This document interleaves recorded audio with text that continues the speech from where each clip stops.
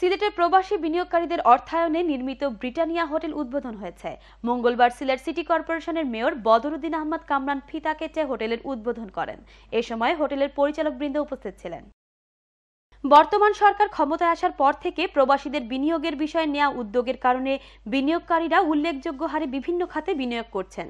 এর ধারাবাহিকতায় সিলেট নগরীর আম্বরখানায় আধুনিক সুযোগ সুবিধা নিয়ে ব্রিটেন প্রবাসীদের বিনিয়োগে গড়ে ওঠে এই আবাসিক হোটেলটি। সিলেটে বিনিয়োগ বান্ধব পরিবেশ রয়েছে বলেও মন্তব্য করলেন ব্রিটানিয়া হোটেলের চেয়ারম্যান। তিনি বলেন, দেশের কথা চিন্তা করেই বিদেশে বিনিয়োগের বদলে এখানে বিনিয়োগের উদ্যোগ গ্রহণ করা হয়েছে। তিনি দেশে বিনিয়োগের ক্ষেত্রে প্রবাসীদের আরও এগিয়ে আসার আহ্বান জানান। আমার উদ্দেশ্য নইল না যে দেশরে কিচ্ছু দেওয়া।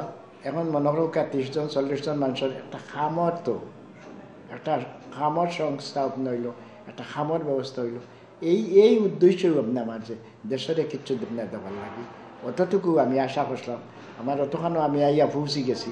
আমি একটা 6 বছর ধরিয়া এই ব্রিটেনিয়া হোটেলটা আপনার করার উদ্যোগ নিয়ে কাজ হয়েছে। 6 বছরে গিয়া এখন পুরা আপনি হয়েছে।